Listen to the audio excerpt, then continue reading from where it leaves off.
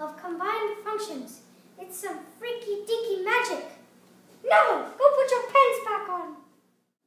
Section 8.4 in the textbook looks at inequalities of combined functions. So I'm going to go over a basic example with you just to give you an understanding of how to start the questions. So our question asks, let f of x equal x plus 2 and g of x equal x squared. So part A,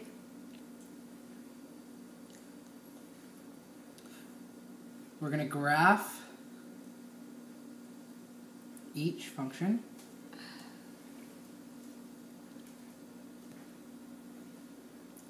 and find the points of intersection.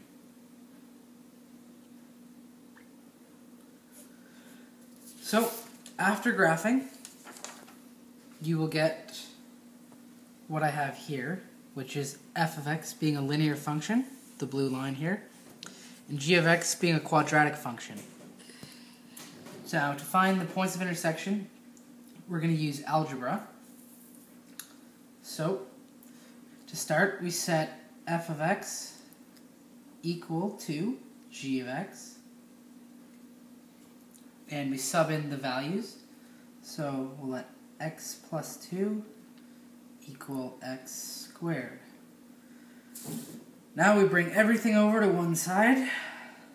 So x squared minus x minus 2. From here, it's just some simple factoring.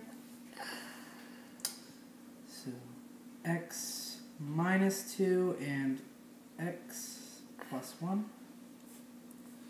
So we get x equals 2 and x equals negative 1. So from there, we're going to go back to our graph. And we can see from our graph where x equals 2, the two lines cross, making our point of intersection at 2 and 4. That's our first point of intersection. So POI is 2 and 4. And then looking at our graph again, at negative 1 and 1 they cross again, and that's our second point of intersection. So our 2 point of intersections for the function f of x and g of x is 2 and 4, and negative 1 and 1. And that's part A. So for part B, we're going to look at where f of x is greater than g of x and where g of x is greater than f of x. So we'll start with f of x being greater than g of x. So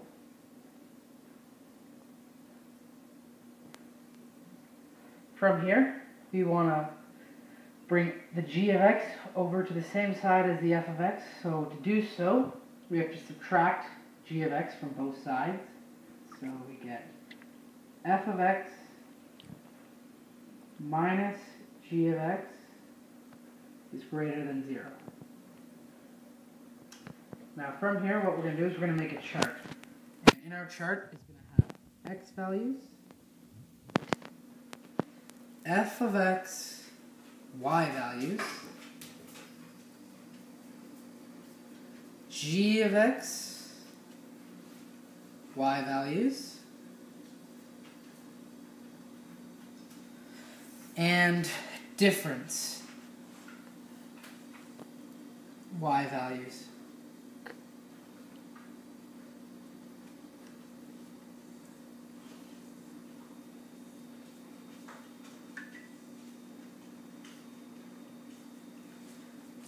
So if we look at the graph we made in part A, we can see that the most important x values are between the ranges of -2 and 2.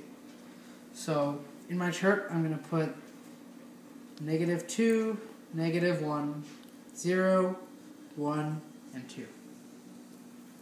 So now within this range of x values, I'm going to look at the graph f of x, and I'm going to write down the y values for each x value. So at -2, we have 0, -1, 1, 0 and 2, 1 and 3, and 2 and 4. I'm going to do the same thing for the graph of g of x. So -2 and 4, -1 and 1, 0 and 0, 1 and 1, 2 and 4. Now, for my difference column, what I'm going to do is I'm going to subtract the y values for f of x by the y values of g of x. So I get -4, 0, 2, 2, and 0. So what I'm going to do is I'm only going to look at my x value and my difference y values. And what you do from there is you're going to plot a third line on the graph. So as you can see here, the green line is my line that I just plotted using the x values and the difference y values. So this green line tells me where f of x is greater than g of x. So I can tell that f of x is greater than g of x when my green line is positive. So if I look here, between the x values of -1 and 2,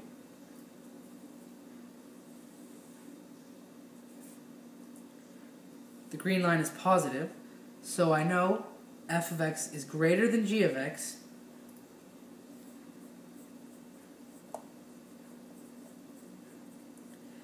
between -1 and 2. Now, I could do the exact same thing for the graph g of x is greater than f of x, but all you're really doing is flipping this line, reflecting it over the x-axis. So there's no point in drawing a whole new graph. Rather, we can just look at it from here and see where g of x is less than f of x, which is the interval of -infinity to -1, and from +2 to +infinity. So just clear my whiteboard here.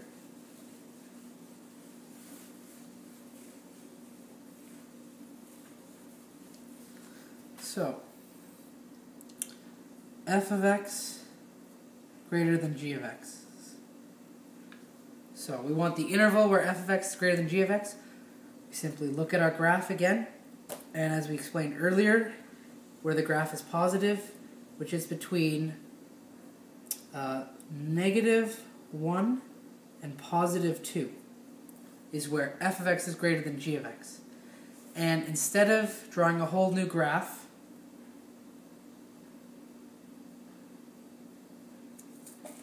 we'll simply look at our first graph, and where the g of x is below the x-axis, which is between the interval of -infinity and -1, and +2 and +infinity. So there you have the intervals where f of x is greater than g of x, and the intervals where g of x is greater than f of x. And that sums up the lesson today on inequalities of combined functions. Thank you, class. Hope you learned something about inequalities of combined